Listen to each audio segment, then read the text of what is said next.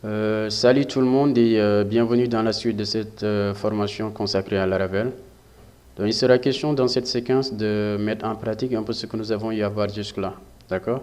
Donc l'idée c'est de faire une petite application qui permettrait de gérer des utilisateurs. Donc dans le jargon, c'est ce qu'on appelle des applications de type CRUD.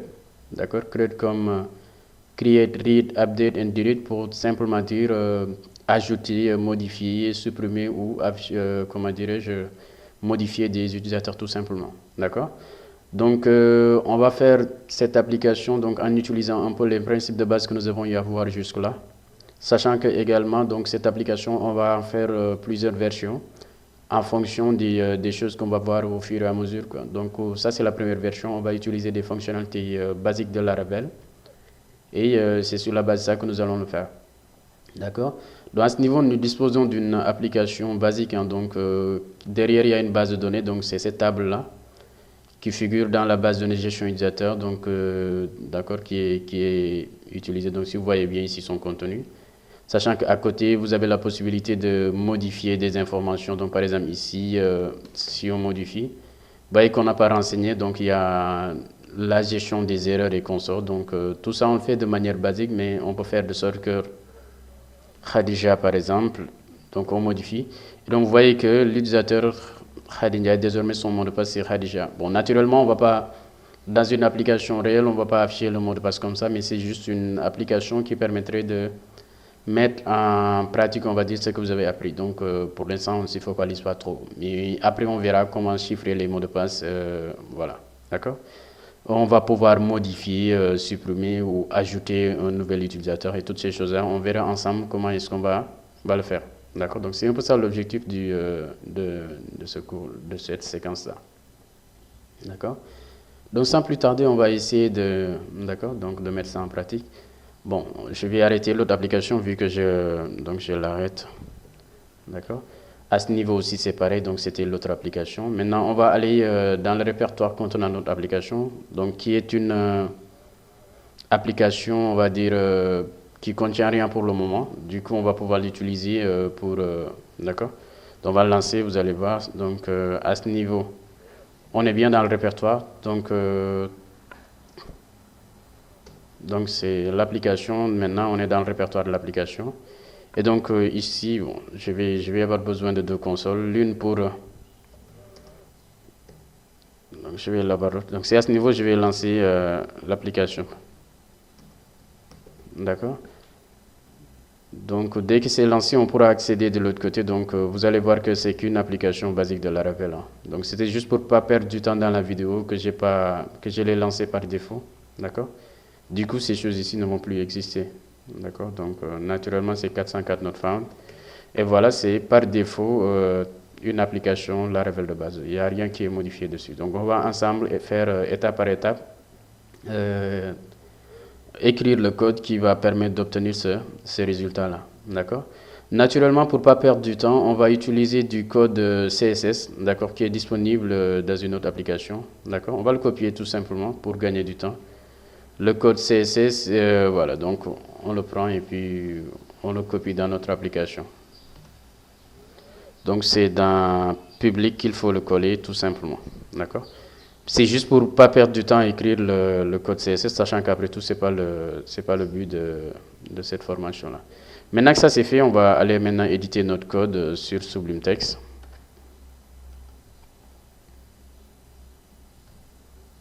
D'accord. Donc la première chose à faire, c'est d'écrire. Donc ici, tout ce qu'on va faire, c'est écrire une petite application qui va manipuler le contenu de cette base de données-là. D'accord. Donc on va commencer par configurer notre fichier. D'accord. Donc le contenu de notre base de données, tout simplement. D'accord. Ici, on va avoir le fichier .env. D'accord. Ici, pour la base de données, donc ce sont les paramètres. Ici, on va utiliser MySQL. Notre base de données, comme vous le voyez ici, on l'a appelée gestion utilisateur, donc c'est ce qu'on va utiliser tout simplement. D'accord, donc gestion utilisateur, d'accord. Et puis l'utilisateur, c'est root tout simplement avec son mot de passe. Bon, naturellement, dans des vraies applications, bon, ce qui est déployé en ligne, c'est pas ça qu'on va. D'accord, ce n'est pas ces utilisateurs-là qu'on va mettre, mais c'est juste pour du test, donc c'est pas grave. D'accord. Maintenant qu'on a paramétré la base de données, qui consistait juste à mettre le nom de la base de données, eh bien ça suffit à ce niveau. Donc on peut commencer maintenant à écrire l'application. D'accord? Maintenant, on va commencer par créer nos vues. D'accord? Et donc pour ça, on vient dans Resources, comme d'habitude. Donc comme c'est une application de gestion des utilisateurs, on va créer un dossier. D'accord? Qu'on va appeler Users. D'accord? Et puis on va commencer par écrire la page d'accord, qui est censée afficher la liste des utilisateurs. Donc ici, on va l'appeler liste par exemple. Donc list.blade.php. D'accord? Maintenant qu'on l'a créé, eh bien voilà. Donc pour l'instant, il n'y a rien. De la même manière, ici, on va créer un dossier qui va contenir notre template principal au fait. Donc on va l'appeler layout. D'accord? Et notre template principal, on va l'appeler main. Donc ici, on va l'appeler main.blade.html. Et donc c'est à ce niveau qu'on va écrire ce à quoi doit ressembler notre vue. D'accord? Donc c'est un document HTML après tout. Maintenant, le titre de la page, naturellement, c'est quelque chose qui varie. Donc ici, on va mettre un yield. Ah, je me suis trompé pour le nom, c'est pas .html, mais .php. Donc je vais renommer ici. D'accord, c'est Blade PHP. J'espère qu'on a fait la même chose. Voilà, donc c'est bon. D'accord. Ici, on va utiliser yield. Donc c'est un fichier Blade. D'accord. Ici, il y a le title. D'accord. Par défaut, on peut dire que ça vaut tout simplement accueil. D'accord. Maintenant, il y a l'encodage qu'il faudra préciser. Et donc, comme c'est un document HTML, il y a l'entête de la page. Donc ça, bon, je vais utiliser cette fois-ci du HTML5. Donc c'est normalement la balise header. Donc, ici, on va dire gestion des utilisateurs. D'accord. Après, il y a le menu qui doit venir. Donc c'est la balise nav. Dedans, c'est juste une suite de balises LI. Hein, donc il y a l'accueil. Naturellement, on va dire que c'est un lien, donc à ce niveau, qui mène vers la page d'accueil tout simplement. D'accord? Également, on a peut-être une option pour l'instant qui nous permet d'afficher la liste des utilisateurs. On va dire que c'est users list par exemple. D'accord? Et donc à ce niveau, c'est simplement ce qu'on fait. Donc on commence par la fonctionnalité qui permet d'afficher la liste des utilisateurs. Après, donc pour ce qui va afficher le contenu de la page, donc ici on va dire que c'est une section, d'accord, qui dispose d'un titre, d'accord, donc c'est un titre principal. Donc le titre principal là, on peut dire que il a l'ID titre principal. Donc ça va nous permettre un peu de pouvoir manipuler ça directement depuis notre code, d'accord, depuis notre CSS, d'accord. Et après, à ce niveau, on va tout simplement dire que ce qu'on va y mettre va être fourni par la vue enfant. Donc on va l'appeler, d'accord, donc on va dire titre. Et il n'y a pas de valeur par défaut. Ça doit être renseigné par l'utilisateur, d'accord. Et enfin, ce qui doit venir, c'est juste le contenu maintenant. Donc on va dire yield. On va l'appeler contenu et puis il n'y a pas de valeur par défaut non plus. Donc c'est à ça que va ressembler nos différentes pages. Bon, on va terminer par le pied de page peut-être, donc le footer. On va dire les tuteurs du net, d'accord, donc les tuteurs du net. Et puis copyright, donc on va dire mars 2020, d'accord. Donc c'est à ça que va ressembler nos différentes pages, d'accord. Donc ici, les choses qui vont varier, ici on les marque comme on l'a déjà vu dans les vues, on les marque en utilisant le yield tout simplement, d'accord. Et donc ça, dès que c'est fait, on va aller maintenant définir notre page qui affiche la liste des éléments tout simplement. Donc ici, on va dire que, bon, on a oublié d'inclure le code CSS, donc ici on le fait, d'accord. Notre code CSS, donc c'est dans le répertoire CSS, il s'appelle design.css, tout simplement, d'accord. Là, on enregistre, d'accord. Donc encore une fois, le fichier CSS, vous le mettez dans le dossier public, d'accord. Donc ça est là, on l'a mis dans un dossier CSS et puis on l'a appelé design.css tout simplement, d'accord. Et donc à ce niveau, dès que c'est OK, donc on a la structure globale de notre application. Donc on a le titre, le menu, le contenu, d'accord, et enfin il y a le pied de page, d'accord. Et donc dès que c'est fait, notre page, la liste, d'accord, maintenant ça doit hériter de layout là, d'accord. Donc il se trouve dans le dossier layout et puis il s'appelle main. Donc dès que c'est fait, on va dire pour title, on va l'appeler liste des utilisateurs. D'accord, on va dire que c'est pareil pour le titre, d'accord.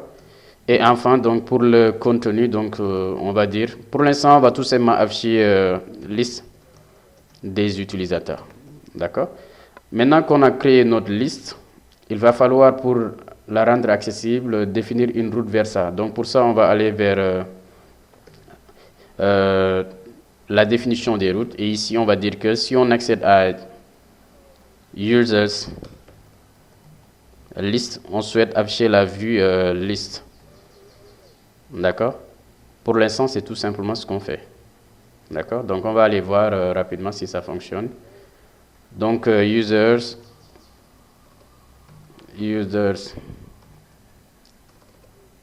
list. D'accord? Users, est-ce qu'on l'a mis dans le bon répertoire? Donc, c'est user.list parce que ça se trouve dans le répertoire users au fait. D'accord? Donc ici on vérifie pour le layout.main, donc c'est bon, donc users.list. D'accord? Donc vous voyez que là, notre application pour l'instant, il y a au moins son contenu. Encore une fois, le code CSS là, on ne l'a pas défini, on l'a juste chargé. D'accord? Donc c'était juste pour ne pas réécrire tout ça et puis augmenter un peu le temps d'enregistrement du vidéo. Donc on l'a intégré directement. D'accord?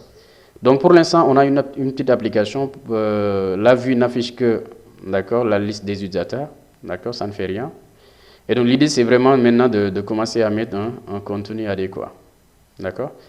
Maintenant, juste une chose, par défaut, vous voyez que notre vue welcome là, elle ne sert pas à grand chose parce qu'après tout, peut-être que ce serait intéressant si on accède à la page d'accueil que ça nous affiche la liste des utilisateurs. Du coup, on va aller venir dans le fichier de routage. On va faire une redirection tout simplement. D'accord? On va dire, quand on accède à la page slash, donc la page d'accueil, qu'on redirige à /users/list. D'accord? Donc quand on accède à la page d'accueil, qu'on redirige tout simplement l'utilisateur vers la page liste tout simplement. D'accord? Et donc ça, si on le fait, désormais quand on accède à la page, users, oui, users/list, c'est redirect. Ce n'est plus un get. D'accord? Donc désormais, quand on accède à la page d'accueil, donc si vous venez ici, on appuie, on est redirigé automatiquement vers la page d'affichage de la liste. Donc à ce niveau, c'est OK, d'accord?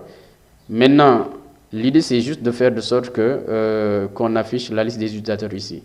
Maintenant, comme on a déjà vu les contrôleurs, donc on va tout simplement les utiliser. Bon, je vais me débarrasser des autres fenêtres là qu'on n'utilise pas.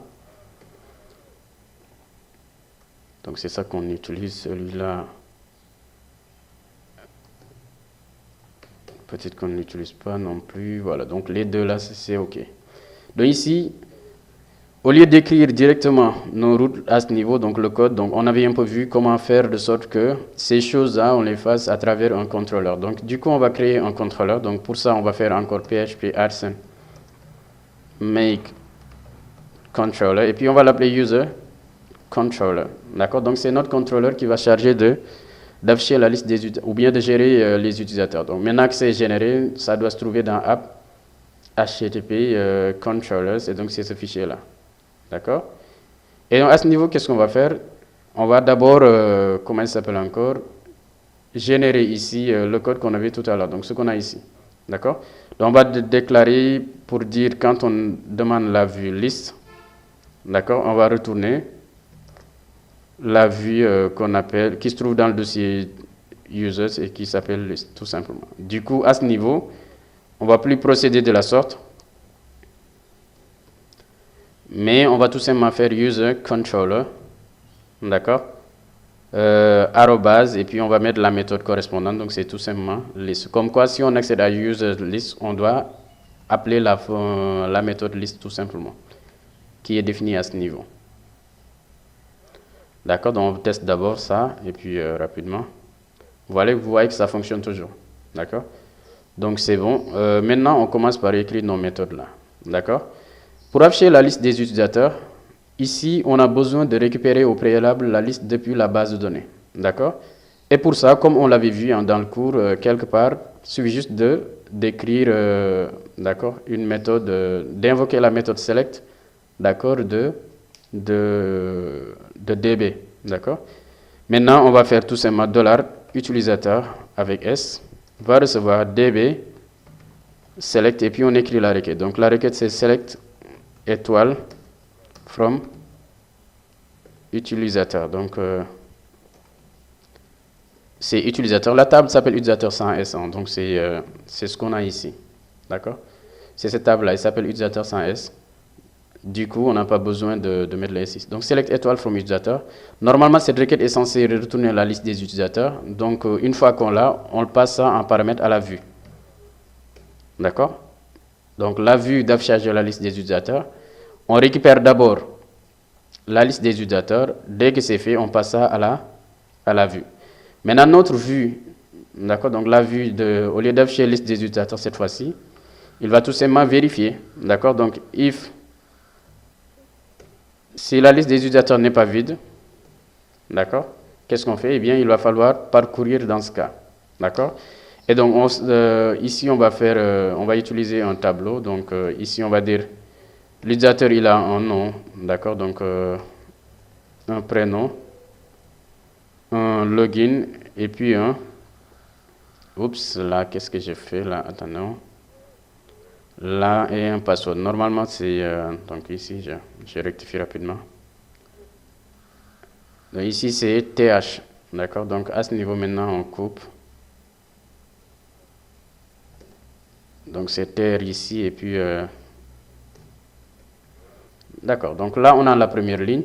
Maintenant, pour les autres lignes, il va falloir parcourir la liste des utilisateurs. Et donc, pour ça, on va utiliser for each. D'accord? Donc, pour chaque utilisateur défini dans utilisateur, donc ici, utilisateur sans S, d'accord? Qu'est-ce qu'on va faire? On va utiliser la balise TR donc pour matérialiser une ligne. D'accord? Ensuite, des lignes tout simplement, sachant que la première ligne, donc ici, on va mettre, d'accord, donc $utilisateur plus le prénom. D'accord? On fait pareil pour le nom, d'accord, donc ici on va faire le nom, le login et enfin le password. D'accord? Maintenant, dans le cas où c'est pas vide, donc ici on va mettre le else. D'accord? Quand la liste des utilisateurs est vide, on va tout simplement mettre la liste des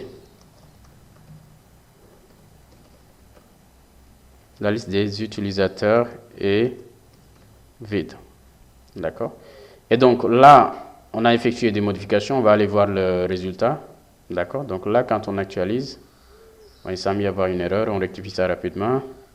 Ah, c'est vrai que la classe DB là, d'accord, faut l'importer.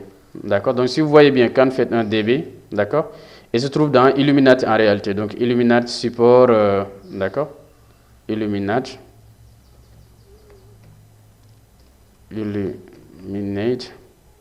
d'accord, support, d'accord, c'est cette classe là, d'accord, c'est dans Illuminate support façade et puis DB, d'accord. Du coup, on peut copier ça rapidement. On va faire, oups, faut pas couper, faut pas modifier le fichier. Hein. Donc ici, faut l'importer tout simplement en faisant use, d'accord, et puis DB. Maintenant, dès que ça c'est importé, cette classe va être disponible et vous allez pouvoir effectuer des requêtes, d'accord. Il dit la base de la Laravel inconnue. Donc ça suppose que quelque part on n'a pas modifié la base de données. Bon, on vérifie, peut-être qu'on l'avait mis dans un mauvais fichier. Il est où lui? Dans .env. Donc d'accord, la base de données on l'a bien modifiée. Peut-être qu'on avait lancé le serveur avant le... D'accord, on y va.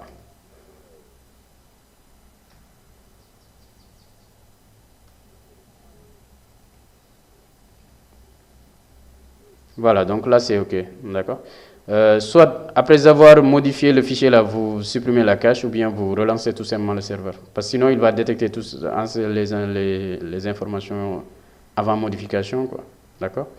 Maintenant, à ce niveau, comme vous pouvez le voir, on a affiché le contenu de la table qui est là. D'accord. Donc c'est Fatou Diop Khadim Diagne, comme vous le voyez ici, c'est Fatou Diop Khadim Diagne jusqu'à Ibrahima Diatta tout simplement. Donc c'est à ce niveau tout ce qu'il y a lieu de faire pour afficher d'accord, le contenu de la table. D'accord. Donc ici, on effectue une requête de sélection.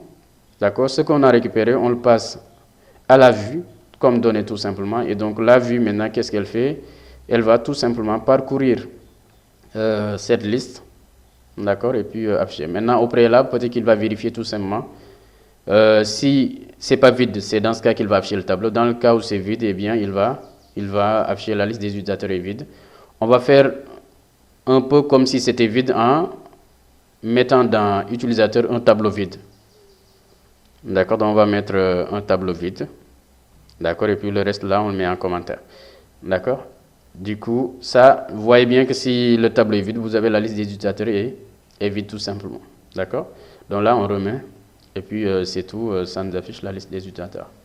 D'accord. Donc ça, c'était la première étape qui consistait à faire une application, donc à afficher plutôt la liste des utilisateurs. D'accord. Une fois que c'est fait maintenant, peut-être que ce serait intéressant d'avoir ici des boutons d'action nous permettant de modifier et de supprimer un utilisateur. D'accord. On ajoute ça déjà dans... Ou bien on commence même par ajouter un utilisateur. D'accord. Donc pour l'ajout maintenant, on va tout simplement... Ici dans le menu, on va ajouter une option ajouter. D'accord.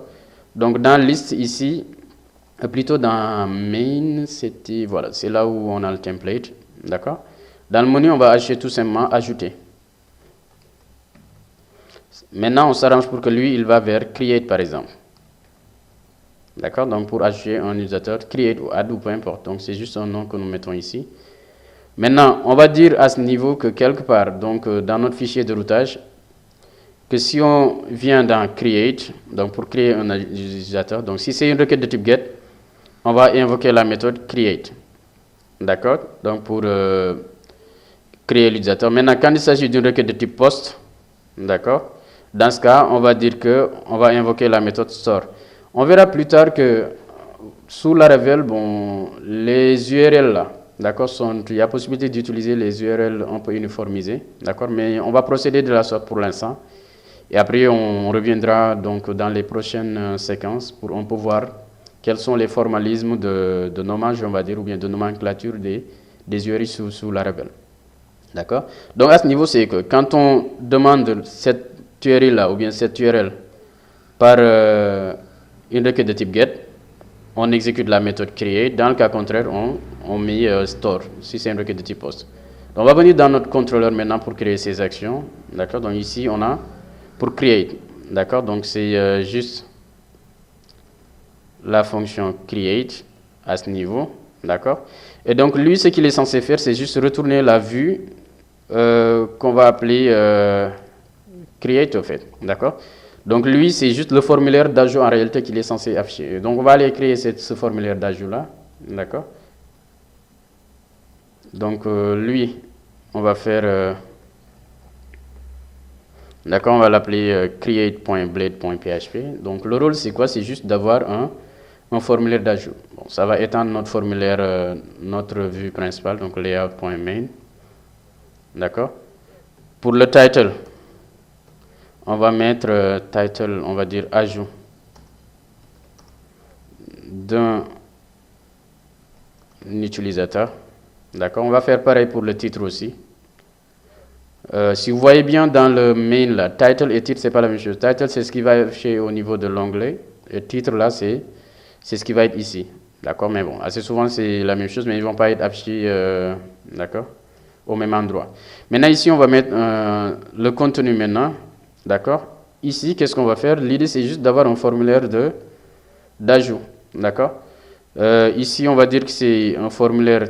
D'accord. Donc, pour la méthode ici, c'est post. D'accord. Action, bon, c'est vers la même page, hein, mais on peut toujours le mettre, c'est users create. D'accord. Et qu'est-ce qu'on fait à ce niveau? Donc, quand on a un formulaire, d'accord. Bon, dans le CSS, je pense qu'on a des éléments de type form item. Attendez, d'accord, donc c'est design. Form item. Donc, les éléments de... D'accord. Le formulaire là, on doit mettre les éléments dans des divs. D'accord, donc des divs qu'on va appeler form item. D'accord. À ce niveau maintenant, on a un label. Bon, encore une fois, c'est pas une obligation, c'est juste pour être en conformité avec le code CSS qui est de l'autre côté. D'accord. Donc ici, on a un label, donc on a le prénom. D'accord. Ensuite, on a un input de type text. Donc, c'est le prénom ici.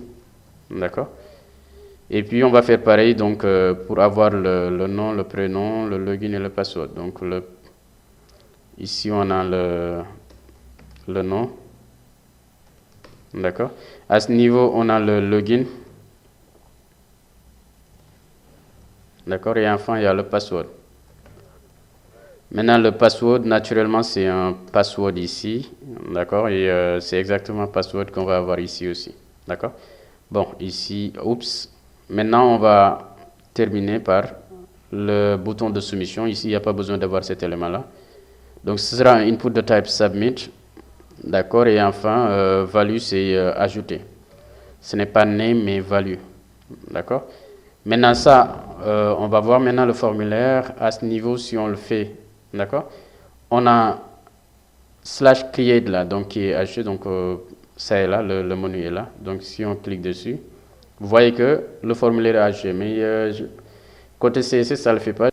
Ah, ce sont les form items là. Donc, ce sont des classes et non pas des ID. Ah, c'est vrai. D'accord.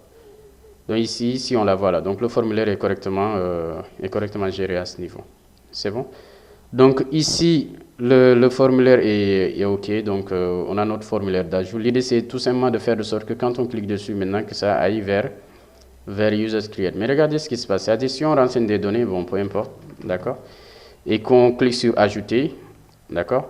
Vous allez tout simplement avoir cette erreur-là. 419 page expired, donc ça vient tout simplement du fait que sous Laravel, d'accord, les formulaires sont un peu sécurisés, d'accord, donc il faut générer ce qu'on appelle, c'est un peu protégé par rapport à une faille qu'on appelle les failles de type CSRF, d'accord. Maintenant, pour gérer ça, il faut toujours générer, donc au niveau de vos formulaires là, d'accord, vous devez mettre le CSRF, d'accord, donc c'est juste avec ça que vous allez faire ça. Maintenant, si c'est OK, donc de votre côté, eh bien, les données vont être envoyées tout simplement. Regardez. Maintenant, on va venir au niveau de notre contrôleur. Donc ici, on va dire que la méthode store là, parce que pour l'instant, on ne l'a pas encore créée. D'accord? Store, donc qui va charger de gérer, de stocker les éléments. Pour l'instant, on va tout simplement faire dd, d'accord? Ou bien on va faire un echo de données soumises. D'accord, pour voir tout simplement que les données sont soumises à ce niveau. D'accord. Maintenant, on revient au niveau du formulaire, donc on actualise. On renseigne les données, donc cette fois-ci, si on clique sur OK, vous voyez qu'il y a bien le texte données soumises là qui est affiché. D'accord. Maintenant, l'idée, c'est de dire qu'à ce niveau, naturellement, ce qui nous intéresse, ce n'est pas d'afficher le texte données soumises. D'accord. L'idée, c'est de récupérer les données, donc, et puis d'en faire d'accord, de les stocker dans la base de données. Du coup, on doit effectuer une requête d'insertion. Et pour ça, qu'est-ce qu'on va faire? On va tout simplement faire $requête, donc on va recevoir, donc c'est une requête d'insertion, donc on va faire un insert into le nom de la table, donc c'est utilisateur, d'accord? Dans utilisateur, ici l'ID, on n'a pas besoin de le spécifier, donc ici on va dire dans utilisateur, d'accord, donc nom, prénom, login et puis password, donc ce sont ces colonnes-là, et puis ce sont les valeurs qu'on va renseigner. Maintenant, les valeurs, il y a le nom, le prénom, le login et le password. On va utiliser des requêtes préparées, au fait. D'accord? Maintenant, c'est ça la requête. Naturellement, ces points d'interrogation, on va leur associer des valeurs. D'accord? Et donc, de la même manière qu'on peut utiliser ces points d'interrogation, on peut mettre des 2 points pour mettre le nom. Donc ici, on va le faire directement. On va dire derrière chaque 2 points, on va mettre le... D'accord, donc 1, 2 points et puis suivi de quelque chose. D'accord, sachant qu'ici c'est 2 points nom, 2 points prénom, 2 points login et enfin le password. Ce qui veut dire que quelque part, vous avez deux choix. Soit vous allez mettre les points d'interrogation pour ensuite donner des valeurs après. Bon, ça vous l'avez déjà vu dans votre cours, hein, donc c'est la séquence 6, d'accord, pour les requêtes préparées. Maintenant, à ce niveau, qu'est-ce qu'on va faire? Donc c'est juste db 2 points insert. Donc on invoque la méthode insert et puis on exécute la requête. Maintenant cette requête là, d'accord, à ce niveau on va tout simplement donner les autres paramètres là, d'accord. Maintenant les paramètres, donc c'est à dire ce qui manque ici, on a le nom, d'accord. Le nom maintenant ça correspond à D'accord? Ce qui est envoyé dans la requête. Donc, on va faire request de nom. D'accord? Et puis, on fait pareil pour le prénom, le login et le password. D'accord? Request nom, request de prénom, et puis il y a le login. Et enfin, il y a le password. D'accord? Donc, ce sont ces informations-là. Donc, ici, on appelle la méthode insert et puis on lui donne un paramètre. Comme nom, c'est ce qui est envoyé. Donc, le request nom, là, c'est un peu l'équivalent du $_post de nom sous PHP. D'accord?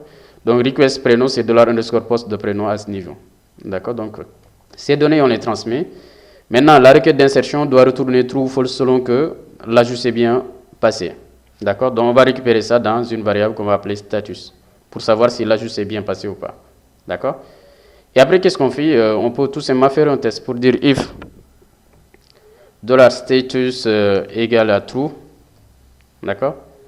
À ce niveau, qu'est-ce qu'on va faire? Eh bien, on va tout simplement écrire ajout effectué avec succès et puis sinon, on va afficher un autre message erreur. D'accord? Donc ici, on va afficher. Pour l'instant, on va tout simplement mettre ajout effectué avec succès. D'accord?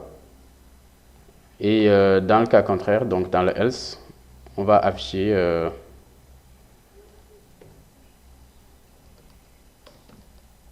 échec de l'ajout. D'accord? Et voilà, donc on va voir. Maintenant, naturellement, après, on peut, si on veut, donc rediriger l'utilisateur. Mais bon, ça c'est juste pour voir au tout début. Donc ici, on revient. D'accord? Donc on a nos données. D'accord?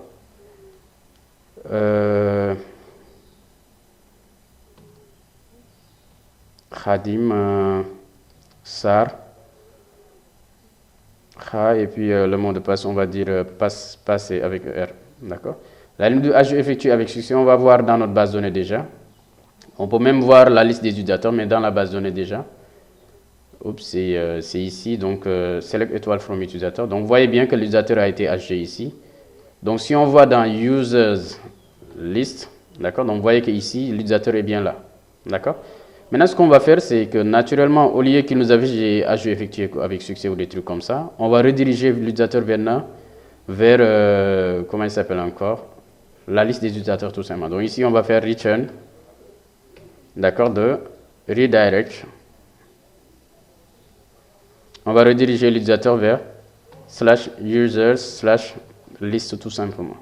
D'accord, donc on va aller ajouter un autre utilisateur. Sama user avec comme mot de passe Sama user et puis password Sama pass. D'accord? Là, si on le fait, vous voyez qu'il est bien là, Sama user avec comme mot de passe Sama pass et que si on va dans la base de données, naturellement, on voit bien qu'il a été ajouté. Donc, vous voyez qu'on a été automatiquement redirigé vers la page d'affichage de la liste des utilisateurs. D'accord? Donc, ici, l'ajout se passe correctement. D'accord? Maintenant, ça aurait été intéressant de dire que vous voyez que le écho là, il n'y a même pas eu le temps de l'afficher, c'est-à-dire l'ajout pour dire que ça s'est bien passé. On n'a pas eu le temps de le faire. D'accord? Du coup, ce serait intéressant qu'on ait la possibilité d'afficher, on va dire, au tout début, ici, un message de statut qui permet de dire si l'ajout s'est bien passé ou pas. Et donc, pour ça, on va aller modifier notre template principal. D'accord? Ici, avant le tweet principal, on va tout simplement afficher quelque chose. Bon, dans le code CSS, on l'appelait message box, je pense. Encore une fois, c'est juste un div, hein, donc c'est div message box ou des trucs comme ça, donc message status box. Mais je vais modifier en fonction du CSS également, parce que comme on l'a dit tout à l'heure, donc quelque part, donc quelque status. Message box. Bon, est-ce que c'est le...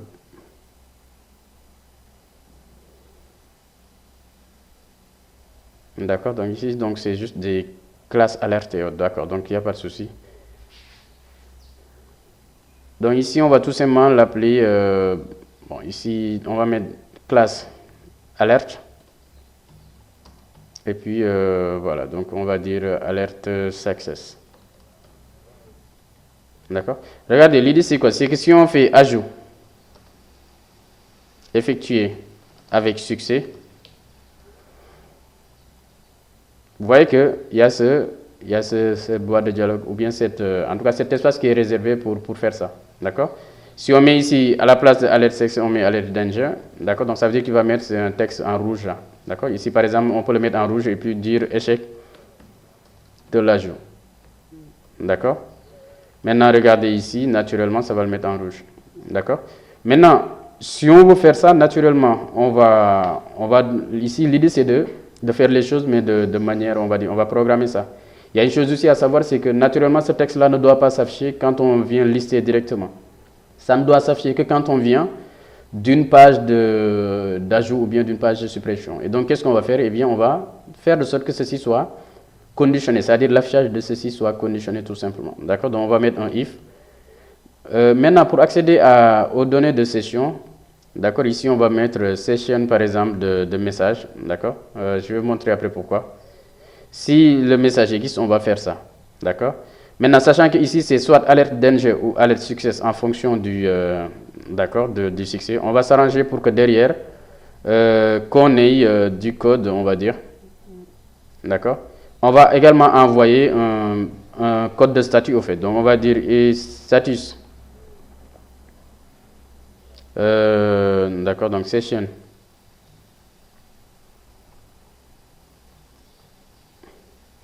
D'accord?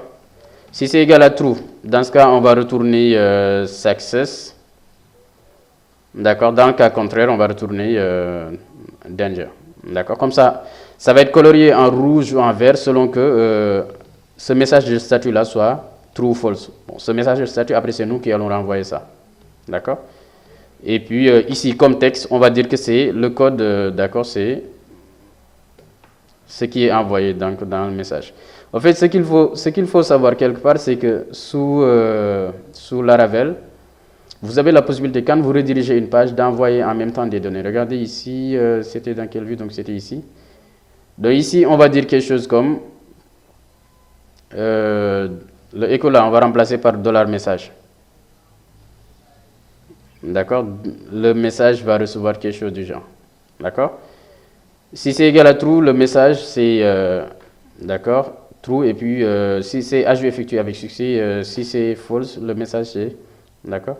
Maintenant ça, on peut faire quand on redirige, mais également on va faire d'accord, on peut invoquer ici la méthode with. Oups, là d'accord. On va mettre with et puis on lui donne en paramètre un nombre de messages. Donc ici on va dire status. D'accord, donc ici naturellement ça correspond au statut. D'accord, donc c'est à ce niveau c'est $statut. Ben, ouais, $statut. D'accord. Et puis on va faire pareil pour le message aussi. On va dire le message quelque part, c'est $message ici, naturellement, et donc lui là il s'appelle message. Comme quoi, quand on va rediriger, bon, tout ça c'est sur la même ligne, hein, c'est juste l'éditeur qui est con. Ici, on va rediriger, mais avec des données. Donc pour ça, c'est juste la méthode with. On va dire status, ça vaut statut. Bon, naturellement, statut va valoir true ou false suivant comment dirais-je, l'état de la requête. Et puis, on aura un message. Maintenant, le message aussi va valoir true ou false selon qu'il y ait un problème ou pas. Regardez ici. Naturellement, si on retourne maintenant, c'est OK. Donc, on va aller acheter. Maintenant, on a modifié ce qu'on a ici. Donc, c'est en fonction de... D'accord. Si on vient qu'on liste directement, d'accord, là, il n'y a aucune donnée qui est envoyée. D'accord. Parce que ce que j'ai oublié de dire aussi, c'est qu'à ce niveau, les données qui sont envoyées sont stockées dans la session. D'accord. Mais c'est fait de sorte que l'accès, dès qu'on accède dessus, il est automatiquement supprimé. D'accord. Maintenant, comme ça n'existe pas ici, il n'y a aucun souci. Il n'y a rien qui est affiché. Donc, on va aller acheter. Donc, on va dire another user. Et puis, pass. Donc, on met tout et n'importe quoi. Vous voyez que là, vous avez le message ajout effectué avec succès. D'accord. Parce que naturellement, l'ajout s'est bien passé. Et donc, status vaut true. D'accord, donc à ce niveau, c'est OK. Regardez maintenant, si jamais ça ne devait pas bien se passer, regardez si je modifie le code ici. J'ai dit par exemple, status, je mets false. Donc par exemple ici, à la place de status directement, j'envoie directement false. Bon, naturellement, ça veut dire que de l'autre côté, eh bien ici, ça va être évalué à false. Du coup, c'est Dangela qui va être là, d'accord. Et puis comme message, au lieu d'envoyer $message directement, je pourrais mettre message d'erreur, d'accord. Message erreur. D'accord. Ça, si je le fais, eh bien, naturellement, de l'autre côté, ceci va valoir false et normalement, le texte message erreur devrait s'afficher en rouge. D'accord. Et donc, à ce niveau, donc, ajouter, lister session n'existe pas. D'accord. Maintenant, quand on va ajouter encore, on ajoute test, et puis testeur, on met n'importe quoi. Vous voyez que là, on a un message d'erreur parce que là, on a retourné false. D'accord. Et dans notre code là, on a dit dans le cas où status est égal à false, ici c'est ce qu'on appelle les expressions ternaires. D'accord. C'est du PHP, c'est du PHP de base. D'accord. Donc ici on a dit quoi? Parce qu'encore une fois, la classe alerte d'Angela, d'accord, dans notre code CSS, encore une fois, on s'est arrangé pour que c'est lui qui affiche le rouge là, l'autre c'est celui-là qui affiche le vert. D'accord. Et donc à ce niveau, c'est simplement ce qu'on a fait à ce niveau. D'accord. Maintenant, comme vous pouvez le voir ici, donc on a la possibilité désormais d'avoir quelque chose qui soit en rouge ou en vert, suivant que l'ajuste soit bien passé ou pas. Donc je remets les variables, donc $message ici et $status. D'accord. Maintenant, il y a une chose aussi, une dernière chose à faire. Peut-être que ce serait intéressant de faire de sorte que, voilà, ce message-là, qu'on puisse fermer ça, mais bon, ça c'est juste comment il s'appelle encore, du JavaScript, peut-être qu'on va ajouter un peu, mais ça on y reviendra après. On peut faire de sorte que les messages de statut là puissent disparaître, d'accord, dès qu'on n'en a plus besoin, d'accord. Maintenant on a ça, donc l'ajout pour l'instant ça se passe bien, d'accord. Et donc à ce niveau on va aller maintenant faire tout simplement la gestion des utilisateurs. Donc ici on va dire user manager. D'accord, c'est user controller plutôt. D'accord. Ici, on va aller maintenant gérer la suppression. D'accord. Donc, on peut commencer par la suppression. Donc, ici, on va l'appeler delete tout simplement. Donc, on va dire function delete. Bon, naturellement, il y a besoin d'un ID ici. D'accord. Donc, on va s'arranger pour que de l'autre côté, donc, dans notre route là, d'accord. Donc, ces fichiers, on va dire si on accède par une requête de type get, d'accord, à user/delete, d'accord. Bon, ici, c'est nous qui voyons. On peut mettre, comment dirais-je, l'ID juste après ou avant. C'est nous qui voyons. Et donc, pour ça, il suffit juste de le mettre entre accolades comme on le faisait avant. Donc, on va mettre l'ID ici. Comme quoi, on met user/ID/delete/ID, et bien, ça va supprimer l'utilisateur. D'accord. Et voilà, donc on va faire pareil pour la mise à jour aussi. Mais ici, donc, on va dire que ça va vers la méthode delete tout simplement. D'accord, c'est cette méthode delete que nous avons créée. Donc l'ID ici est automatiquement passé en paramètre à notre fonction delete. Et donc c'est ce qu'on va faire. Donc ici on va faire tout simplement, on va utiliser ID donc affected. Donc déjà ici c'est db2.delete. Donc la requête maintenant c'est delete from utilisateur where ID égale, bon ici on va utiliser le point d'interrogation tout simplement et puis on le donne en paramètre, donc c'est $id. D'accord, donc c'est ça la requête. Maintenant cette requête elle retourne le nombre de lignes affectées, donc on va dire $affected par exemple, donc le nombre de lignes supprimées tout simplement. Maintenant on dit si le nombre de lignes supprimées est supérieur ou égal à 0,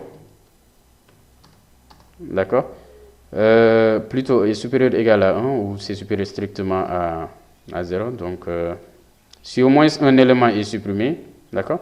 Donc là, c'est comme tout à l'heure. Hein, donc, on va dire $message reçoit, d'accord.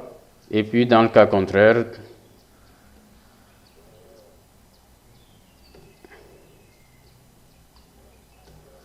on va mettre le message A. Bon, naturellement, ce n'est plus un ajout, mais c'est de la suppression. Donc, une suppression effectuée avec succès, échec de la suppression, tout simplement. Donc, c'est ça le message. D'accord? Bon, à ce niveau, quand même, l'idée, ce n'est pas de dire que la suppression a échoué forcément, mais c'est qu'aucune ligne n'a été supprimée, au fait. D'accord? C'est comme si vous mettez un ID, d'accord? Donc, à ce niveau, vous pouvez mettre aucun utilisateur n'a été supprimé. D'accord? Et puis, c'est tout. Et ici, maintenant, on peut faire comme tout à l'heure, on va faire un return de redirect. D'accord? Ici, on va rediriger vers /users /list, encore une fois, mais avec comme message, donc un with, d'accord? Eh bien, on va dire dans ce cas que c'est, voilà, donc ici, le with, on va lui envoyer comme message, juste le message, d'accord? Tout comme on peut faire comme tout à l'heure, lui envoyer les deux informations, d'accord? Donc, le message et le statut. Maintenant, statut là, on l'a remplacé par plutôt affected. D'accord? Bon, de l'autre côté, ça ne va pas créer de problème parce que si vous voyez bien dans le code là, d'accord? On a fait status, on n'a pas comparé avec true directement. On a dit tout simplement si c'est, comment dire, si vous faites if session status, si ça vaut 1 ou bien n'importe quel autre nombre, d'accord, ça va être évalué à true. Dans le cas contraire, ça va être évalué à false. Ce qui veut dire que dans le cas où aucune ligne n'a été supprimée, ça va valoir 0 et 0 est évalué à false. Dans ce cas, c'est danger qui va s'afficher. Dans le cas où maintenant vous mettez autre chose, eh bien ça va être success tout simplement. D'accord? Maintenant ici donc c'est OK. Donc on va aller maintenant s'arranger pour que, pour l'instant certes on n'a pas la possibilité de cliquer sur un élément parce que ici peut-être qu'on va aller ajouter juste une colonne qui permet de supprimer. Donc bon, naturellement on aurait pu l'écrire directement dans l'URL, mais autant l'écrire directement quand on affiche la liste. Du coup ici on va afficher une colonne qu'on va appeler action. D'accord? Et donc à ce niveau, qu'est-ce qu'on va faire? Juste après cet élément-là, donc on va dire que quelque part, on va avoir un TD, d'accord? Mais également un lien qui mène vers, d'accord? C'est /users /delete / on met l'ID, donc l'ID de l'utilisateur, donc user ID, d'accord? Et à ce niveau, donc, qu'est-ce qu'on va faire? On va l'appeler supprimer tout simplement. D'accord?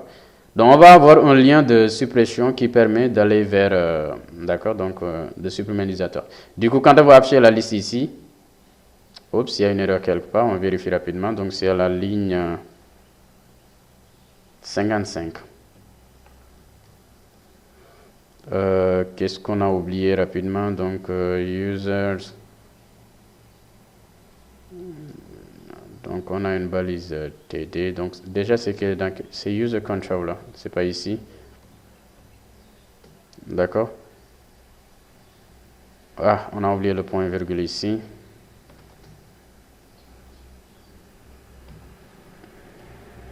D'accord?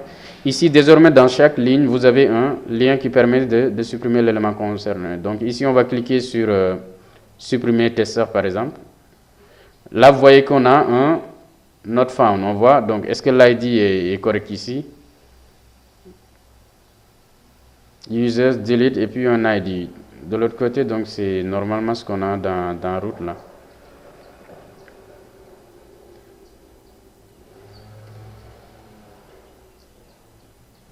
C'est users, delete, et puis un ID. Donc, /user, /delete, un 4 par exemple. Donc, l'ID est bien là. Donc, une requête de type get vers /user, /delete, il y a ça qui vient s'ajouter ici. D'accord? Il y avait un caractère de trop là. D'accord? Oups, là, ça a supprimé l'élément numéro 4. D'accord? Maintenant, test là, on va supprimer ça. D'accord? Vous voyez que maintenant, il n'existe plus ici. Et effectivement, la suppression, c'est bien passé tout simplement. Le 4, c'était Ismail Ndiaye. Lui aussi, il ne figure plus ici. Donc, c'est ce que vous avez ici. D'accord? Donc, c'était l'utilisateur 4. Il a été supprimé, maintenant il n'est plus là. Pareil pour notre utilisateur de test, d'accord? Maintenant, à ce niveau, naturellement, donc c'est seulement ce qu'il y avait lieu de faire à ce niveau, d'accord? Maintenant, si on supprime, d'accord, donc à ce niveau, on va supprimer lequel des éléments, par exemple, d'accord? Donc, ici, on copie l'ID, on l'écrit nous-mêmes, d'accord? Et puis, on met, par exemple, l'utilisateur numéro 100. Donc, vous voyez qu'aucun utilisateur n'a été supprimé, pour la bonne et simple raison que l'utilisateur numéro 100 n'existe pas. D'accord? Donc, c'est simplement ce qui permet de faire la suppression. D'accord? Et enfin, donc, là, pour l'instant, notre suppression fonctionne correctement. Donc, on en profite pour supprimer également les données incorrectes là. D'accord? Donc, suppression effectuée avec succès. D'accord? Maintenant, il nous reste là la modification. Et donc, pour la modification, il y a deux choses. Déjà, on va dire que c'est vers l'URL users, d'accord, update ou edit, ou ça dépend de ce que nous voulons. D'accord? Maintenant, on va tout simplement dire que dans le cas où c'est update par une requête de type get, on va vers edit, donc c'est cette fonction-là qu'on va appeler. Donc, ça veut dire que c'est le formulaire de mise à jour. Et quand c'est update par une méthode de type post, dans ce cas, on va invoquer la méthode update ici. D'accord? Donc, edit, c'est lui qui va afficher le formulaire d'édition. Et puis, c'est update qui va se charger d'afficher le formulaire de mise à jour. D'accord? Maintenant, à ce niveau, donc, qu'est-ce qu'on va faire? Eh bien, on va tout simplement créer une nouvelle fonction, donc, ou méthode qu'on va appeler edit. D'accord? Lui aussi, il a besoin de l'ID pour savoir lequel des utilisateurs il doit aller récupérer. D'accord? Donc, du coup, on va faire $. Utilisateur va recevoir db2.select, ou c'est 2.select, select étoile from utilisateur, where l'ID est égal à... Parce qu'au fait, quand on veut mettre à jour un utilisateur, donc on a besoin de récupérer l'utilisateur qu'on souhaite modifier, quoi. On va l'afficher dans le formulaire directement. D'accord? Donc ici, on a l'ID qui est donné, donc $id. C'est bon. Et donc, dès que ça c'est fait, eh bien, à notre niveau, qu'est-ce qu'il y a lieu de faire ici? C'est juste d'invoquer la vue. Donc, on va appeler la vue. Comment est-ce qu'on l'a appelé encore? C'était users.edit. Pour l'instant, on ne l'a pas encore créé. D'accord? Et on lui donne en paramètre la liste des utilisateurs. Donc, on va faire compact de utilisateurs. Mais le problème à ce niveau, c'est que utilisateur contient un tableau d'utilisateurs. Donc, pour récupérer le premier élément, donc, on va faire tout simplement $utilisateur reçoit $utilisateur 0. Bon, pour l'instant, vous avez noté qu'on n'a effectué aucune validation parce que naturellement, ça, si l'utilisateur n'existe pas, le dit utilisateur ne va pas exister, mais la validation, on va le faire après. D'accord?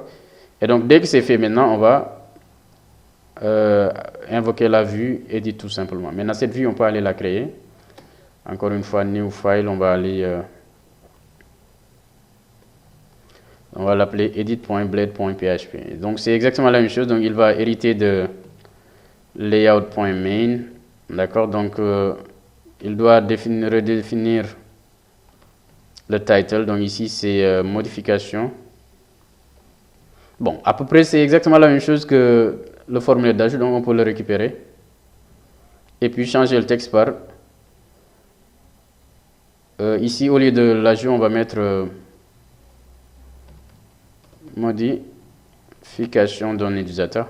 D'accord? On a toujours notre formulaire, donc ici, au lieu de ajouter, on a modifier tout simplement. D'accord? Maintenant, il y a une chose, c'est que le fait d'avoir un formulaire de mise à jour, il y a besoin de pré-remplir les données avec ce que les utilisateurs ont saisi. Donc, déjà avec ça, on a notre fonction edit qui retourne la vue. Donc, regardez à ce niveau. Donc, normalement, si on accède par get, comme vous le voyez ici, à users update, eh bien, on devrait pouvoir accéder à ça. Maintenant, regardez, on va s'arranger pour que de l'autre côté, à notre niveau là, il est où lui?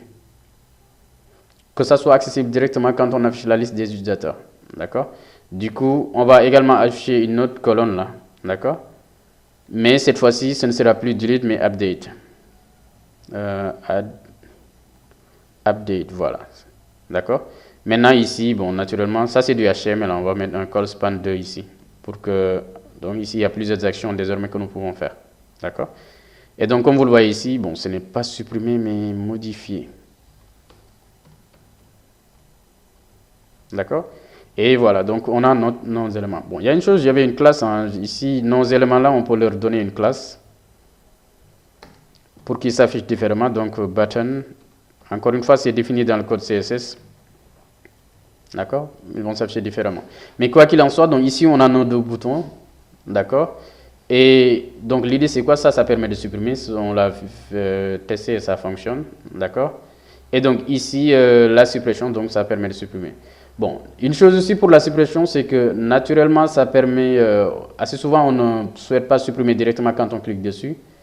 Il y a possibilité de confirmer. Mais donc pour ça, on va écrire tout simplement un petit code JavaScript. Donc on va dire on clique donc sur le bouton supprimer. On va faire return de confirme. En êtes-vous sûr? D'accord? Du coup, quand on va cliquer sur le bouton de soumission, normalement, il y a une confirmation d'abord qui nous est demandée. Donc, regardez. Ici, quand on va essayer de supprimer, donc vous voyez qu'il y a en êtes-vous sûr? Si on annule, rien ne se passe. Bon, naturellement, si on confirme, la suppression va se faire. Et donc, le dernier utilisateur a été supprimé tout simplement. D'accord? Donc, à ce niveau, donc c'est bon. Et ici, on a la modification. Maintenant, quand on va cliquer sur modifier, d'accord? Pour l'instant, on a un 404 not found. Donc là, on a vérifié, on va vérifier nos routes là. D'accord? Parce qu'effectivement, on a effectué on a dit update de type, comment il s'appelle encore? De type get. Or, ici, on a un type get. Donc, effectivement, c'est... On va aller vérifier notre fichier de routage. Users. Ah, c'est vrai qu'il y a l'ID qui doit venir.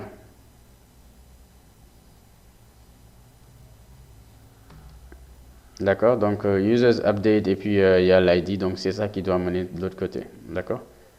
Maintenant qu'on l'a fait, ça vient tout simplement. D'accord.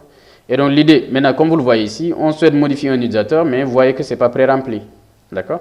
Donc l'idée maintenant, c'est de pré-remplir, d'accord, c'est edit. D'accord. Et ici, pour pré-remplir les données, donc on va tout simplement utiliser la colonne value. D'accord. Bon, je vais remplir d'un seul coup parce que de toute façon, c'est juste à la fin, on met un value égal et puis on remplit d'accord. Maintenant, ici, ce qu'on va mettre, c'est tout simplement d'accord, donc les informations envoyées. Donc, c'est $utilisateur. D'accord, donc flèche. Maintenant, bon, ici, je vais aller copier ça. D'accord. Donc, $utilisateur fraîche prénom pour le prénom, le nom et le login. Donc, si vous voyez bien, notre vue là, d'accord, donc notre user controller va envoyer l'utilisateur et donc c'est sur la base de ça qu'on va pré-remplir l'utilisateur. D'accord. Du coup, si on actualise, vous voyez que désormais, les champs sont remplis avec les... d'accord. Maintenant, on essaie de modifier. Donc, pour l'instant, on n'a pas encore écrit naturellement la méthode update. D'accord. Du coup, si vous cliquez dessus, il va essayer d'accéder à une méthode qui n'existe pas. D'accord. Donc, ici, par contre, là, il est allé dans... Ah, le formulaire, on n'a pas modifié ça. Update. D'accord. Bon, faudra... pour modifier et puis...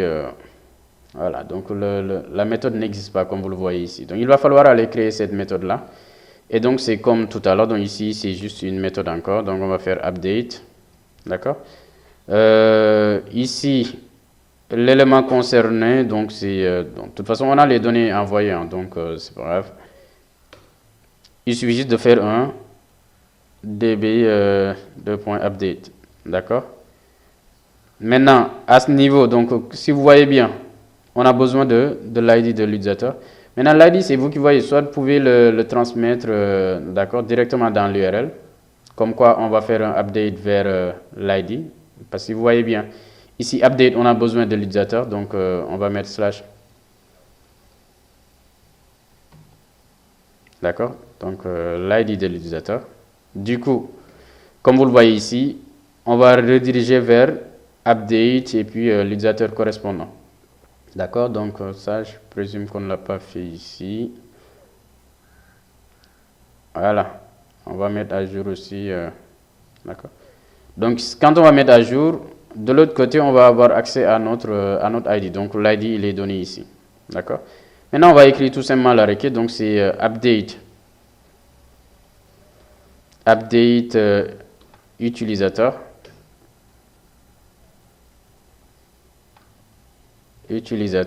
D'accord? Donc on va faire un set. Le nom est égal à, d'accord? Ici, on va dire 2.nom. Et puis, on va faire pareil pour le prénom, le login et le password. D'accord? Donc, le nom, le prénom. Après, on va faire pareil pour le login. Et enfin, il y a le password. D'accord? Il n'y a pas de... Voilà. Maintenant, ça, naturellement, on doit mettre un tableau, d'accord, contenant les éléments à faire. Maintenant, comme on l'a dit, hein, ça, naturellement, on aurait pu l'écrire, d'accord, donc ça, on aurait pu l'écrire, d'accord, dans une requête à part. On va dire $requête. Donc, $requête va recevoir ça. Et après, on va fournir les valeurs tout simplement, sachant que le nom, c'est, d'accord, donc ça correspond à request nom, c'est-à-dire ce qui est envoyé directement depuis la requête. D'accord, et puis on fait pareil pour le nom, le prénom, le login. Donc, le prénom, donc c'est le login. Et enfin, il y a le password. D'accord. Ici, bon, naturellement, on a également besoin de l'ID. D'accord, donc ici, c'est l'ID. Parce que sinon, il va modifier tous les éléments. D'accord, bon, l'ID ici, on peut directement récupérer $ID. D'accord. Ici, si on ne précise pas de condition, il va récupérer tous les éléments. Donc, on va mettre where ID est égal à l'ID qui est donné. D'accord. Et donc, c'est ce qu'on va faire. Et donc, là, c'est exactement comme tout à l'heure. Donc, ça doit retourner le nombre de lignes qui ont été affectées. Donc, c'est tout simplement ça qu'on va faire. D'accord. Maintenant, on fera le même test que tout à l'heure. D'accord. Donc, si jamais, on va dire ici modification. Oups. Modification effectuée avec succès. Aucun utilisateur n'a été modifié dans le cas contraire. D'accord. Et donc, on renvoie encore comme d'habitude. Si jamais il y a une erreur dans la modification, donc on adapte encore une fois le message en fonction de ce qui s'est passé. D'accord. Donc, ici, on vérifie tout simplement.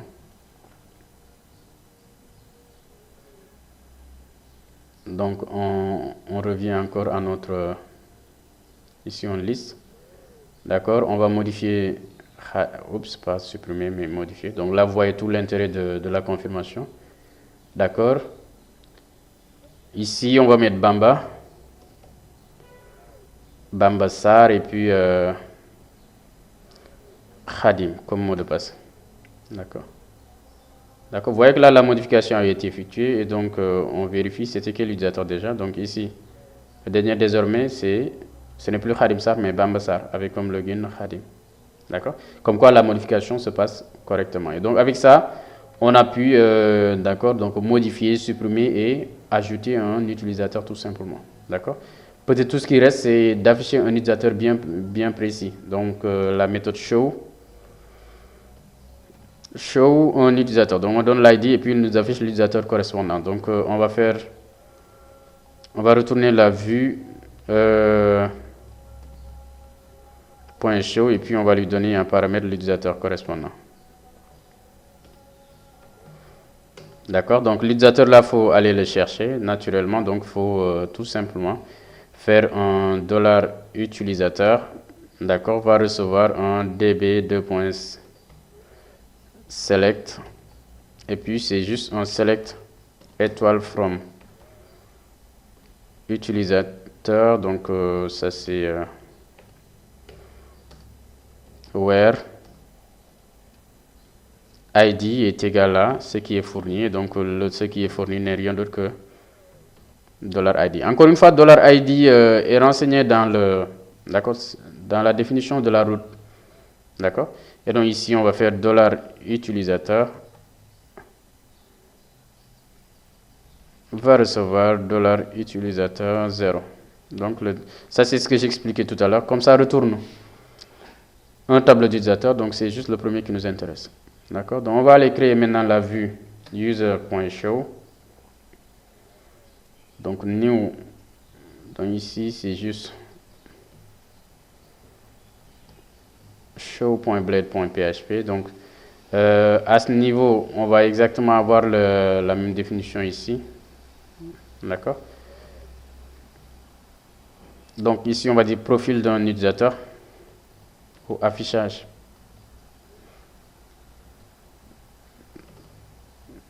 Profil de... Ici, peut-être on va faire profil de l'utilisateur et puis on donne son ID directement. D'accord? Ici, on va concaténer ça avec $utilisateur, donc on va dire flash ID. C'est bon. Donc ici, après, on a le contenu maintenant. Et, bon, à ce niveau, on va pas faire grand chose. Bon, je vais afficher sous forme d'un tableau peut-être. D'accord? Tableau, donc ici, j'ai peut-être le... D'accord? Je vais l'afficher dans un... Donc ici, on va dire caractéristiques. Bon, ici, il n'y a pas grand-chose à afficher. Hein, donc ici, valeur peut-être. D'accord? Et bon, ça, c'est censé naturellement se trouver dans une balise tr.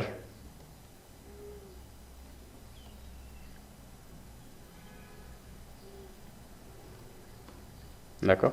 Et à ce niveau, donc, l'idée, c'est juste de faire un autre tr. Maintenant, pour chaque ligne, donc, on a des TD. Donc, on a l'ID qui vaut... D'accord? Ça vaut tout simplement. Et puis, on fait la même chose pour les autres. Prenons login, password. On a l'ID, après, il y a le nom. Le prénom, le login et enfin il y a le password et donc ici c'est pareil, donc on a le nom, le prénom et puis le login et enfin il y a le password. D'accord? Donc on a cette vue qui est créée. Maintenant on va aller définir la route. Donc pour dire que si on accède à user suivi d'un ID, d'accord, user/id qu'on va dans show, tout simplement. D'accord? Et de l'autre côté, bon, peut-être on va afficher ici un lien qui permet d'afficher l'élément correspondant. Donc depuis la liste, on va également afficher un autre lien. D'accord? Donc cette fois-ci, c'est pas dans /user/delete, mais /id et puis on va l'afficher, on va dire consulter ou afficher. C'est exactement la même chose. Bon, ici, il n'y a pas besoin de confirmer quoi que ce soit. D'accord, donc ici, ça mène vers users avec l'ID donné, et puis ça s'appelle consulter tout simplement. D'accord? Ah, c'est vrai qu'il faudra mettre à jour ici, ce n'est plus 2 éléments, mais 3. D'accord? Et voilà, donc ici, quand on consulte maintenant Fatima Job, donc vous voyez que ce sont les informations de Fatima qui vont s'afficher ici. D'accord? Maintenant, quand on va modifier, d'accord, donc ici, on va dire que ce n'est plus Fatou, mais Fatih par exemple. D'accord? Au lieu de job, c'est fal, par exemple, fatfal. D'accord? Ici, si on modifie naturellement, vous voyez, comme vous le voyez ici, fatifal avec comme login fatfal ou des trucs comme ça. D'accord? Donc là, la modification se passe bien. Donc on a la possibilité d'afficher les informations d'un utilisateur précis. D'accord? Mais également dans supprimer, comme ici, si on veut par exemple supprimer cet utilisateur. Donc ici, on confirme et donc la suppression se passe comme prévu. Et donc, effectivement, c'est simplement ce qu'il y avait lieu de faire à ce niveau. Donc, je vais tout simplement parler de la validation. Si vous voyez bien, on n'a pas... Ça veut dire quoi? L'utilisateur, s'il vient et qu'il appuie directement sur... sans rien renseigner, bon, pour l'instant, on ne gère rien. Mais on peut s'arranger directement au niveau de notre contrôleur. Par exemple, ici, pour l'ajout, de vérifier d'abord si les informations ont été renseignées avant d'exécuter ce traitement-là. Donc, si vous vous rappelez bien, c'est la méthode store qui fait ça. Donc, pour ça, qu'est-ce qu'on fait? Eh bien, on vérifie tout simplement au préalable. Donc, on va faire if non-empty, c'est-à-dire si ce n'est pas vide. D'accord? De request de nom.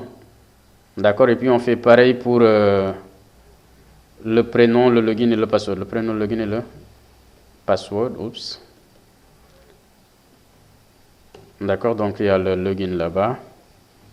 D'accord, et enfin il y a le prénom. Maintenant, si ces informations sont fournies, donc s'ils ne sont pas vides naturellement, eh bien on peut effectuer l'insertion. Dans le cas contraire, c'est-à-dire si ce n'est pas renseigné, on va retourner l'utilisateur vers la page précédente.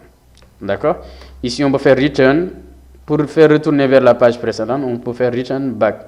D'accord, donc la fonction back là permet de retourner l'utilisateur vers la page précédente tout simplement. Regardez, maintenant si on vient, qu'on clique directement sur ajouter, oups, il semble y avoir une erreur, donc c'est un point virgule ou virgule apparemment qui n'est pas attendu, donc c'est à la ligne 23. C'est vrai que ces virgules là sont des N. D'accord. Vous voyez que là on est redirigé, quand vous cliquez, vous êtes redirigé. Ça aurait été intéressant de dire que tiens, si on est redirigé maintenant, qu'on préserve les données. Parce que là, si vous voyez, même quand je soumets, je perds les données qui ont été soumises. D'accord.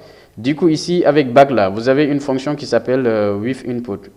D'accord. Donc, c'est with input.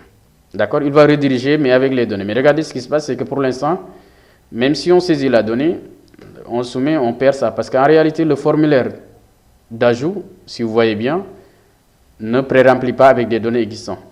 D'accord. Du coup, ici, on peut faire pareil. Donc, on va remplir ça partout. D'accord.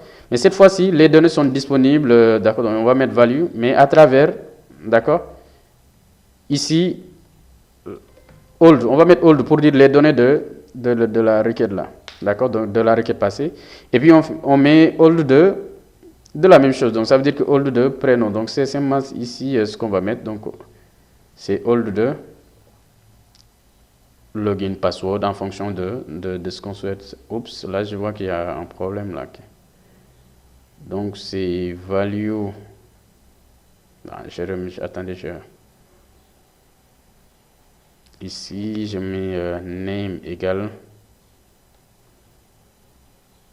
Il y en a 4, ok, donc c'est bon. On met value égale et puis on fait comme ça. C'est old. Et puis on va aller copier ça. On revient dans old, voilà. Voilà, c'est bien ça. Donc voilà, on a les différents éléments tout simplement. Et donc, à ce niveau, maintenant, regardez, si je mets quelque chose et que je n'ai pas rempli les autres, vous voyez que maintenant ça reste. Si je mets ajouter, donc c'est pré-rempli.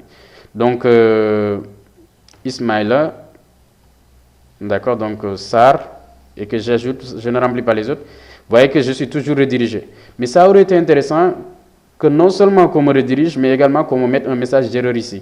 D'accord. Pour ça, comme tout à l'heure, on va tout simplement ajouter une méthode with. D'accord. On va ajouter with et puis on va lui dire donc le message là. D'accord. Et puis on va dire erreur, deux points, vous devez renseigner toutes les données. Toutes les informations. D'accord. Du coup, si on fait ça, donc là, si on soumet, d'accord, il y aura le message erreur tout simplement. D'accord. Donc, si vous vous rappelez bien, ici, comme on n'a pas renseigné le statut, donc ça veut dire qu'il n'existe pas, eh bien, la condition ici va être fausse. Elle est où encore? Cette condition va être fausse parce qu'elle n'a pas été renseignée. D'accord. Du coup, c'est Dangela qui va être là, mais le message est bien là. D'accord. Et donc là, vous voyez que cette fois-ci, on redirige avec un message erreur. D'accord. Si je mets le login ISO, toujours pas parce que je n'ai pas renseigné le mot de passe. Et cette fois-ci, je vais mettre le mot de passe, donc passer. Et vous voyez que l'ajout s'est bien passé et donc notre utilisateur Ismaël est bien là. On a toujours la possibilité de modifier. D'accord.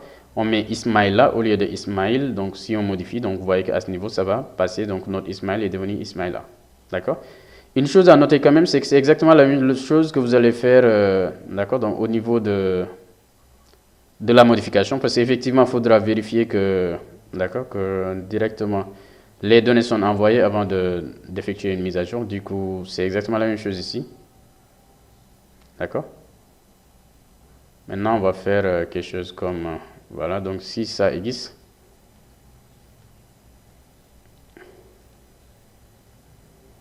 D'accord, donc on fait le traitement là. On retourne l'utilisateur vers la liste. Si ça n'existe pas, si toutes les données n'ont pas été enregistrées, on fait exactement comme tout à l'heure pour l'autre cas de figure. Donc c'était pour store. Voilà, donc on remet le même message erreur. Vous devez renseigner toutes les informations tout simplement. Donc c'est dans update. Donc dans le else, on remet le même message d'erreur, tout simplement. Du coup, maintenant, quand on souhaite modifier quelque chose, d'accord? Par exemple, si on nommait quelque chose qu'on ne met pas, eh bien, vous voyez qu'il y a le message d'erreur qui nous est affiché ici. D'accord? Maintenant, on peut faire la même chose. Vous allez voir que pour l'ajout, bon, on va prendre un cas. C'est-à-dire qu'ici, pour la suppression, d'accord? On peut dire qu'au lieu d'afficher un message, si jamais l'utilisateur n'existe pas, d'accord? Donc, on peut vérifier d'abord si l'utilisateur existe avant de le faire. Donc, ici, c'est beaucoup plus intéressant pour ce cas de figure, c'est-à-dire pour la mise à jour. Si jamais on donne un ID, pour l'instant, vous voyez que notre code risque de bugger. On peut d'abord commencer par voir. Donc, on dit quelque chose comme quoi, d'accord? If non-empty, c'est-à-dire si la liste des utilisateurs, si au moins ça contient un utilisateur ici, d'accord? If non-empty $utilisateur, donc là c'est OK, l'utilisateur existe, donc on va coller tout simplement, donc on va récupérer l'utilisateur. Donc encore une fois, ça retourne un tableau, donc on récupère le premier élément. D'accord? Donc ici, on récupère le premier élément. Dans le cas où ça n'existe pas maintenant, ça veut dire que ici, le tableau, la liste retournée est vide. Donc probablement parce que l'ID n'existe pas.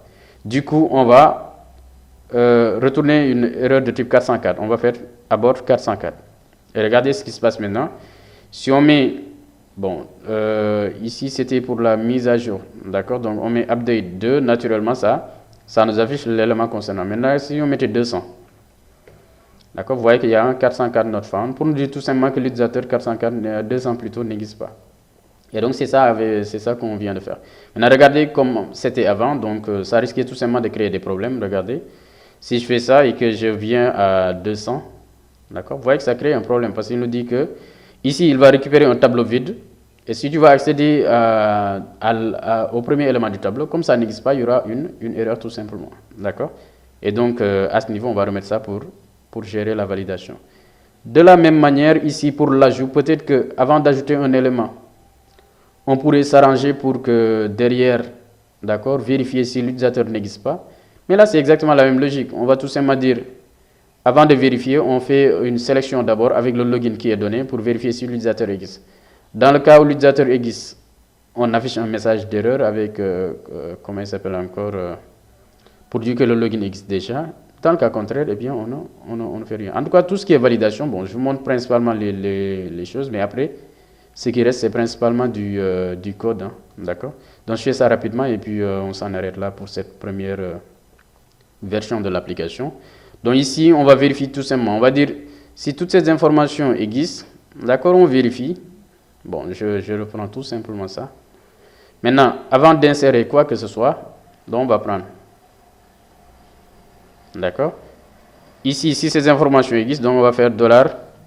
L'utilisateur va recevoir quelque chose comme db select et puis on va faire select étoile from utilisateur where et puis on va dire quelque chose comme le login est égal à quelque chose, quoi. D'accord? Maintenant, ce quelque chose là, c'est juste ce qui est fourni dans la requête, donc c'est request de login. D'accord? Maintenant, normalement, si l'utilisateur n'existe pas, eh bien, ici, $utilisateur doit être vide. Donc, on va faire if non empty, c'est-à-dire si c'est pas vide. D'accord? Dans ce cas, on doit if non empty de $utilisateur.